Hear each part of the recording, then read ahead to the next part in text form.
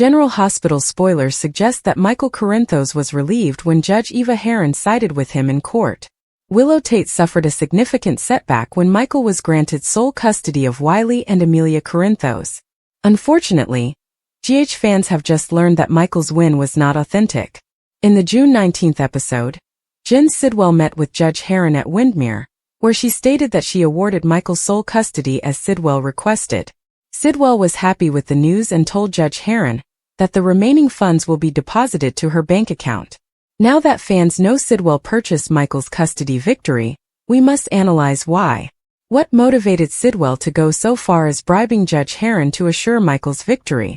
There could be several causes for Sidwell's conduct, so let's discuss them. For starters, Sidwell may be creating some leverage for himself. If Sidwell has exhausted all methods for reducing Sonny Corinthos' influence in Port Charles, he may utilize this manipulated custody win as an ace in the hole. Sidwell could threaten to uncover the bribery that underpins Judge Heron's decision and have the ruling overturned. Sidwell could easily keep his hands clean if he made Judge Heron disappear, and then blame Sonny for both the bribing and the disappearance. If Sonny refuses to cooperate, Sidwell may threaten Michael with the loss of his children. Sonny could die in the process, so Sidwell may have a new way to get rid of him. There's even a chance Sidwell will use his leverage with Michael to persuade Sonny to see things his way. This idea could be more about utilizing Michael to persuade Sonny to accept the peers' arrangement. However, there could be another explanation for Sidwell's bribery plot. If Sidwell was responsible for the penthouse explosion, he may have been driven in part by remorse. Sidwell has a warm spot for his own son, Marco Rios, and appears to be a rather multifaceted evil. What if Sidwell was responsible for the explosion and wants to make up to Michael on some level because he was harmed by accident? Locking in Michael's custody win could have been a method to offer reparation, which is worth considering. Sidwell may be hoping that if Sonny gives in and Michael keeps his children, everything will work out in the end. Regardless, General Hospital rumors warn Michael could be in trouble if this bribery secret is revealed. So stay tuned for more details on the chaos. The peace and quiet of Port Charles were fleeting. Whispers of controversy were always lurking beneath the surface, waiting to explode. And when they did, it didn't matter how powerful or influential you were, everything might collapse in seconds. That is what Michael Corinthos was beginning to learn. The courtroom win that had previously appeared to be the summit of his perseverance was unraveling, thread by thread, as a darker truth threatened to reveal everyone involved. Michael had fought hard for custody of his children. When Sonny's unpredictable behavior and affiliations with dangerous people threatened to endanger the family, Michael determined to take action. He astonished even those closest to him by taking legal proceedings to establish full custody, restricting Sonny's influence over the children. To the outside world, it appeared to be a premeditated and necessary move by a protective father. But something more evil had occurred within those judicial walls, and it would soon be traced back to one name, Sidwell. On the day of the custody hearing, the courtroom was filled with nervous anticipation. Sonny sat with his attorney, his demeanor unreadable, and Michael sat across from him, Willow by his side. The tension between them was electric. The Corinthos name had always had weight, but it was becoming increasingly perilous and unstable. Sonny's tantrums, infatuation with the criminal underworld, and new allegiances had produced an environment Michael could no longer trust for his children. The judge's decision to decide in Michael's favor seems justified, at least at the moment. However, only days after the gavel fell, rumors of foul play began to circulate. It began with a whisper, an overheard exchange in the hallway of the Port Charles courthouse. A teenage clerk reported witnessing an envelope exchange between an unfamiliar man and the judge's assistant. First it was dismissed, but then the documents leaked. An anonymous email arrived in the mailbox of a local investigative reporter, pointing to financial irregularities in the judge's recent bank transactions. Funds are put in an offshore account, a pattern of rapid fortune. James Cutler, a journalist, had always been drawn to controversy. When the Sidwell name came up, he recognized it right away. Jasper Sidwell had ties to business entities, political funders, and the type of lobbyist dealings that were rarely revealed. What did someone like Sidwell want from a custody lawsuit in Port Charles? Why would he invest in Michael's success? Cutler plunged in, connecting dots that no one else had noticed. Sidwell's firm had recently acquired a controlling stake in one of Michael's important ventures, a biotech endeavor on the verge of breakthrough. If Michael had lost custody, his financial commitment to the project might have faltered. His concentration would have switched to pursuing appeals, dealing with consequences, and confronting Sonny in public. But winning provided him more than simply peace of mind, it also gave him stability. And Sidwell benefited from stability. Michael Corinthos, with his clear thinking, was an asset to each business venture he touched. More significantly, Sidwell had a vendetta. Years ago, Sonny Corinthos interfered in one of his illegal ventures, losing him millions of dollars and sparking a brief inquiry that jeopardized Sidwell's empire. While no charges were filed, Sidwell never forgot. When he saw an opportunity to weaken Sonny by supporting Michael, it was the perfect combination of business and retribution. He reached the court through a third-party liaison, who was a shadowy character with judicial connections. Money exchanged hands. Promises were made. A ruling was guaranteed. Michael was first unaware of all of this. He had no reason to believe that his victory was not authentic. He believed in his argument, his evidence, and that he had done the correct thing. However, when the tale began to spread, he was compelled to examine everything. The calls began, first from Cutler, then from an anonymous tipster claiming to know of Sidwell's backdoor dealings. Michael preferred to ignore it. He wished to trust the system. But he was raised by Sonny and Carly. He understood better. He met with Cutler secretly behind closed doors in a neutral setting.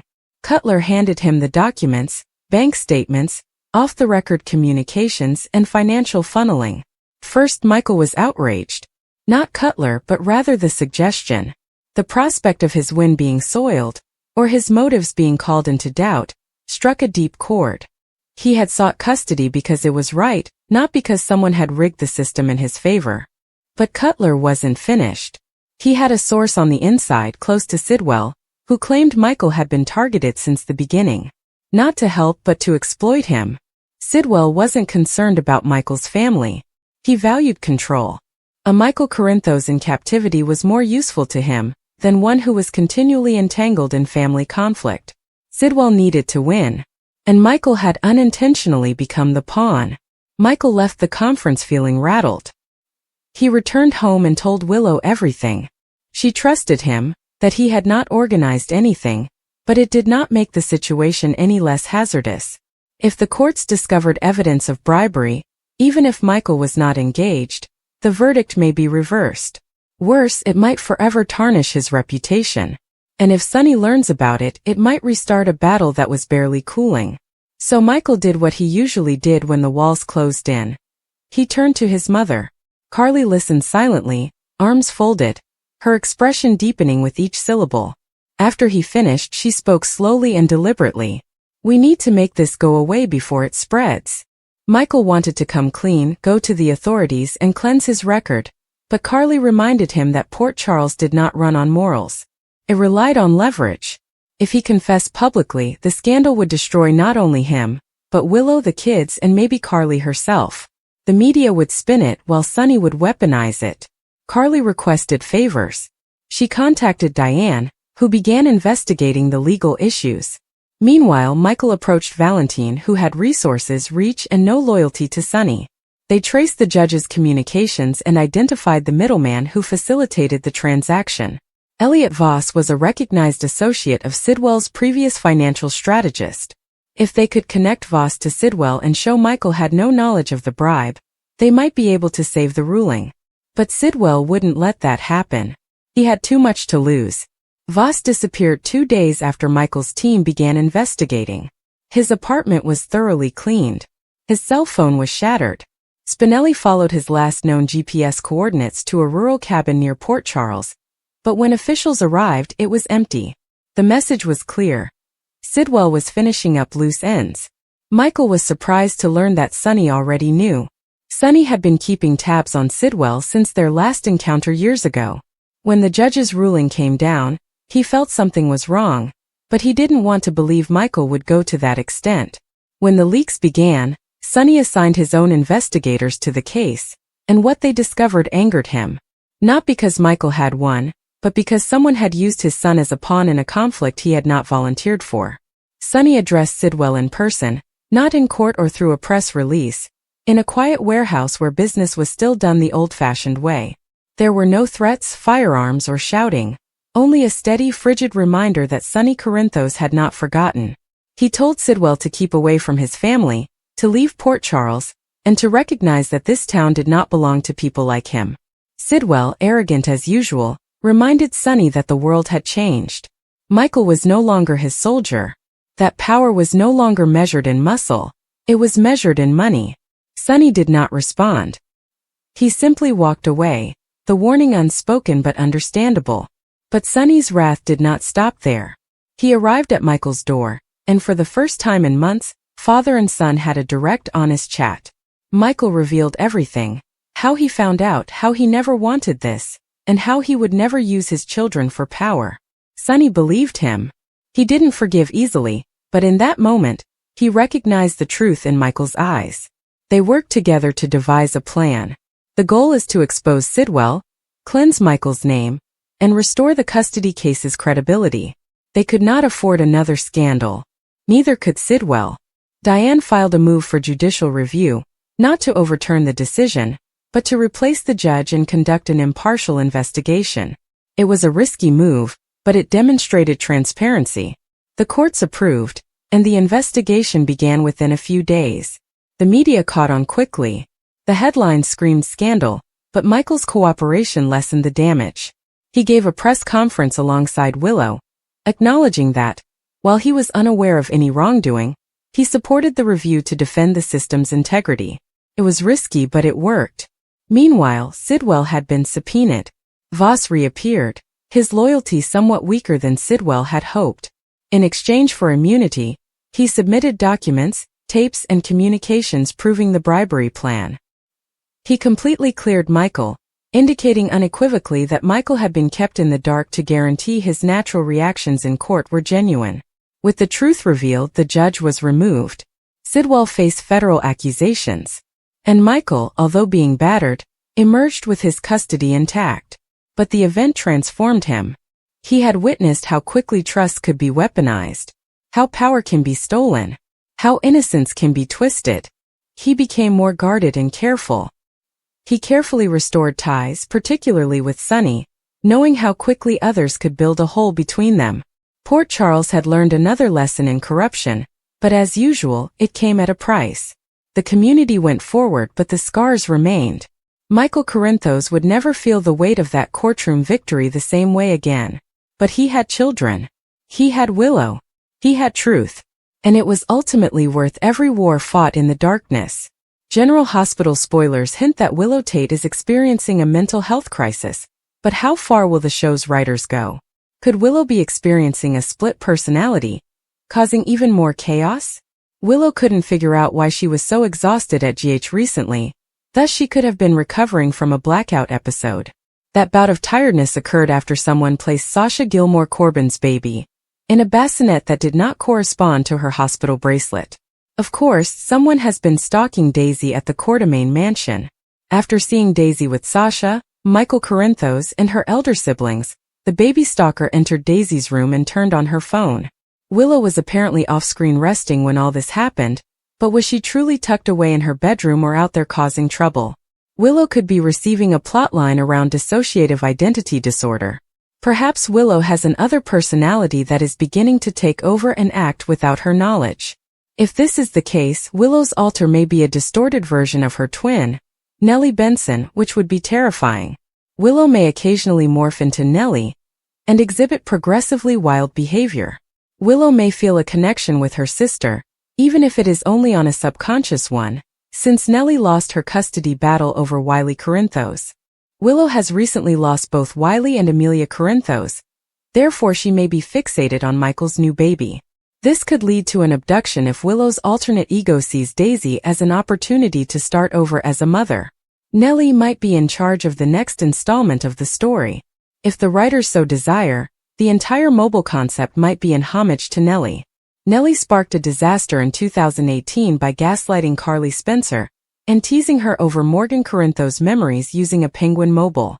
Whatever the case, Utilizing Nellie as Willow's alter ego would be a fantastic twist on an evil twin plot. Instead of resurrecting Nellie, Willow may see herself as Nellie and embrace her sister's dark side during blackouts. Do you believe the program will go the did route with Willow? Could Nellie have a role in the ongoing mental health drama? According to General Hospital spoilers, Willow is still in for some big surprises, so stay tuned for more surprising news and jaw-dropping situations. Willow Corinthos had always lived her life by the rules. She believed in organization, control, and grace under pressure. Willow had strived to be the calm amid the storm of Port Charles since her first days as a teacher, as seen by her serene and composed demeanor in the Courtemain mansion. However, that peace has just been disrupted. Her world, which had already been transformed by illness, grief, and family discoveries, was changing again. This time in ways she couldn't quite comprehend. It began as holes in time.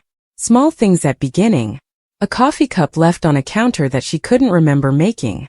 Odd SMS to Michael that she claimed she didn't send. She couldn't remember when Wiley claimed she promised to take him to the park, but Michael insisted she did. She chalked it up to fatigue. Willow assumed it was natural to feel torn at the edges after parenthood, marriage, her recent bone marrow recovery, and negotiating an uneasy peace with Nina. Everyone around her appeared to accept it. "You're doing too much," Carly gently reminded her. "Give yourself some grace." But Willow couldn't shake the mounting suspicion that something was seriously wrong. There were flashes that she couldn't describe. She awoke disoriented in rooms she couldn't remember entering, finding a new garment in her wardrobe with the tags gone that she had no recollection of purchasing, let alone wearing. Then there was the mirror. She found herself peering into it multiple times and felt uncomfortable, as if the reflection wasn't exactly her. The woman staring back had a new tension in her jaw, stood a little taller, and saw the world with sharper eyes. It upset her so much that she began concealing the mirrors in her bedroom. Michael was concerned, but tried not to express it. He kept pressing her to contact Kevin Collins. After all, Port Charles has experienced its share of psychological suffering. Willow, who had worked so hard to overcome cancer, and the sadness of losing her mother, Harmony, was determined not to be classified as broken again. Then Daisy arrived.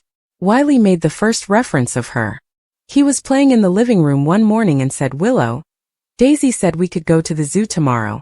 Willow blinked. "Who is Daisy, sweetheart?" He smiled as if it were apparent. "You, Mommy. When you wear pink lipstick." Willow's blood went icy. She didn't have pink lipstick. Not since high school. She sat down beside Wiley and softly probed. He told her Daisy was entertaining. Daisy laughed harder. Daisy let him eat cookies before dinner. Daisy danced with him in the kitchen and revealed secrets. Willow maintained a neutral demeanor for his sake, but her thoughts were racing. Was it a game? A child's method of pretending? Has she changed into someone else? She could no longer deny it. Something was happening. Something deeper than tension. It got worse a few days later. She awoke in the park, barefoot and disoriented, wearing a floral sundress she couldn't remember owning. Her phone had died. Her handbag was gone. When she stepped into GH to use the phone, Liz gazed at her as if she had seen a ghost. "Willow, you were just here 15 minutes ago, asking about Sasha's discharge papers." "I was." Liz nodded slowly. "You didn't seem like yourself." Kevin received a call that afternoon. Michael sat beside Willow in the office, his hand wrapped around hers. Kevin listened closely as she described everything. The gaps. The lipstick. Wiley's story. Kevin remained calm but serious. He requested permission to conduct some evaluations. Willow agreed. The diagnosis arrived promptly. Dissociative identity disorder. Split personality. It was not prevalent. However, it was not unheard of, particularly in cases of protracted trauma. Willow had endured years of Harmony's emotional manipulation, which was followed by a flurry of health crises, parental losses, and strained familial dynamics. And her system, her mind, had broken beneath the stress. Daisy, as Wiley had dubbed her, was an alter ego. Willow couldn't handle the emotional weight that a protective fragment had emerged to do. Willow remained quiet, the words flowing around her like fog. Michael remained quiet for a long period following the appointment. Then he said something that horrified her more than anything. "I've seen Daisy," he admitted hesitantly. "I didn't realize it. But now it makes sense. On some nights you'd enter the bedroom with a different attitude. Teasing me. We're talking of moving to Paris. Calling me I thought it was just you letting loose, but it wasn't you." Willow wanted to cry. She had lost trust, not just time. In herself. In her mind. She began therapy immediately. Kevin worked hard with her to determine the events that prompted Daisy to come forward. Daisy's benign nature became obvious. Daisy frequently appeared when Willow felt very besieged or emotionally constrained. She represented freedom and spontaneity, the part of Willow that had always been denied. However, there was risk. Daisy was unaware of the full picture. She wasn't always sure where she was or who was watching, and this made her vulnerable. The true danger began when Daisy went missing. Willow failed to wake up one morning. Not entirely.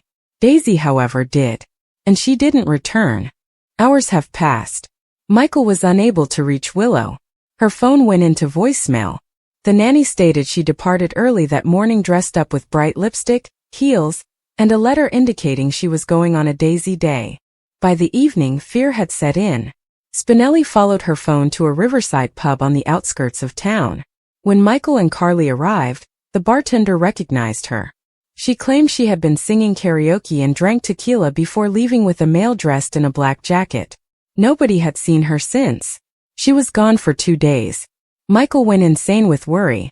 He went out to everyone he knew, including Sonny. Daisy unexpectedly stepped into Jeech with a scraped arm and no idea how she got it. But she was not alone. She carried a child with her. A small girl. Not older than 4. She handed the youngster to the front desk nurse, saying, "I believe she requires assistance.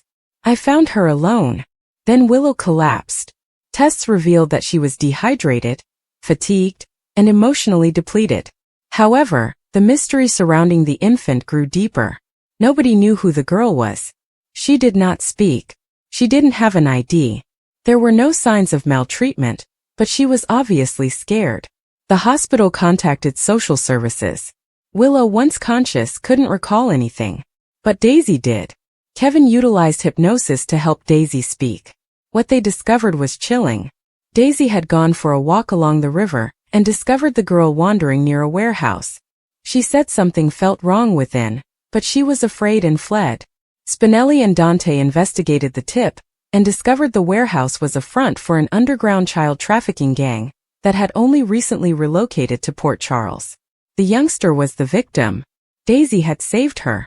Suddenly, what had seemed like a frightening diagnosis turned into a bizarre kind of blessing. Daisy, despite her recklessness, had a sense of danger. She wasn't just a splinter of Willow's personality. She was a protector in her own right. However, the risk remained. Kevin told Willow and Michael that integration, or the process of healing the shattered mind, would take time, and Daisy would fight.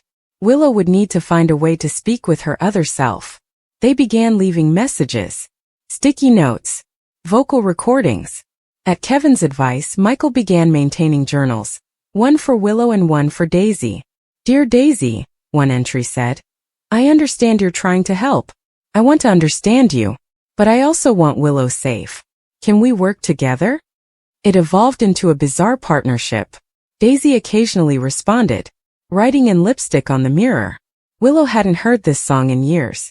Michael has never seen her like this while buying flowers. Throughout it all, Willow began to comprehend the aspects of herself she had buried. Daisy was brave. Daisy was fearless. Daisy was the part of Willow that had learnt to survive before she was given a name. Willow stood in front of the mirror and said, "Thank you." For the first time, she felt no dread. She felt entire. However, danger continued to lurk. The child Daisy had rescued was only the beginning. There were others. Daisy had seen them. Flashes. Shadows in the warehouse. She vaguely remembered some names. Kevin cautioned that pushing Daisy too hard could jeopardize progress. But Daisy pushed herself. She started coming up more often. Investigating. Sneaking out. Then, she was stolen. The same traffickers had located her. Daisy saw too much. Willow had gone missing again. And this time they weren't sure if she'd live. To be continued. Jordan and Anna meet at the Metro Court pool bar for cocktails. The former commissioner acknowledges that Curtis' marriage is on the rocks, and she is unsure how she feels about it. She admits that her heart raced when Curtis informed her that he feared it was too late for him and Portia, even if she doesn't want him back. Anna has been in a dilemma with Robert and Holly.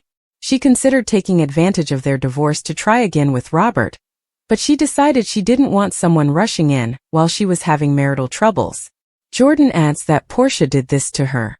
Jordan admits that she has little sympathy for Portia because she lied to Curtis again and did not learn from her mistakes.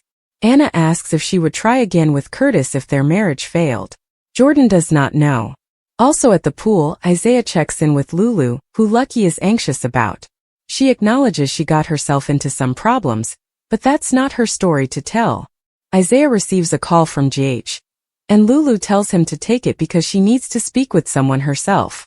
Lulu interrupts Anna and Jordan, requesting an overdue conversation with the current commissioner. Jordan gives them space, and Lulu admits she should have apologized to her sooner and thanked her for bringing Charlotte home. She confesses she was unpleasant to Anna about Valentine, but Anna understood why. Lulu, however, expresses gratitude to her for putting her life in danger for Charlotte. Anna realizes she has caused Charlotte a lot of suffering in the past. Lulu claims it was an accident and she should let go of that weight. She informs Anna that Charlotte is doing well, has a supportive group of friends, and will be a counselor for Lila's kids this summer. Meanwhile, Isaiah asks Jordan if she has changed her mind about Sidwell, after doing such a fantastic job for him. She has no illusions about who Sidwell is, but she enjoys her work. He also knows she's related to her ex, Curtis, which bothers Jordan because she doesn't understand why Isaiah addressed him. He just knows they're working together. Joss calls Dalton from her apartment and pledges that she will never ask Emma or anyone else to perform her work again. When Trina returns home, Joss immediately notices something is awry. Trina informs her about Kai. Trina accuses Drew of giving Kai false optimism, just when he had begun to accept a life without football. According to Joss, Drew ruins people's lives such as Willow, who had a mental breakdown after losing her children to Michael. Joss believes that man needs to be stopped. Trina says someone will stop him, so count on it. They can't believe people still believe in Drew despite all of his wild actions. Trina acknowledges Kai does, and this scares her. Joss warns Trina that if Tracy clears herself, everyone will see Drew as a liar and never believe anything he says again. At Drew's, Kai informs the congressman that the surgery was successful, but not good enough for him to resume playing football. He also understands that this is not the intended finale for Drew's documentary. Drew says the project will be shelved. Kai feels horrible that Drew isn't getting anything out of it. Drew claims he is the one who owes Kai an apology. Drew failed to evaluate the disadvantage more properly. He realized there was a risk the operation wouldn't work, so he gave him optimism. Kai believes Drew gave him a chance, and he did everything he could to reclaim his goal. Drew may not have been able to assist him return to football, but he can offer him something else. He offers him a paid internship at his office, having recently lost an intern. Drew describes him as a natural-born leader, who communicates well with the media and has ethics. Drew thinks Kai can do a lot of good. Someone is obsessed with baby Daisy. Jason enters at the Quartermain mansion, just as Sasha is holding Daisy. Michael comes, having just put the kids in, and he is furious because Amelia wants her mom to kiss her goodnight. He's not sure when Willow will be well enough to see the kids again. Michael and Sasha inform Jason about their encounter with Willow at the hospital, who is not doing well. Sasha exits to put Daisy to bed, telling Michael that she is relieved they are on the same page. Jason and Michael converse, and Michael wonders if his family will agree with what he and Sasha have decided. They sit down and Michael describes the agreement he and Sasha devised. He will allow Sasha to be Daisy's sole legal parent, but he will remain involved in her upbringing. He has no idea what Daisy's last name will be, and he will have no legal rights to the infant. He is well aware that his mother and the Quartermains will be unhappy about this. Jason swears to have his back. Their topic shifts to Willow. Michael claims Willow is not the lady he married or rescued Christina from Dawn of Day. She may have irreversibly injured herself as a result of her love for Drew,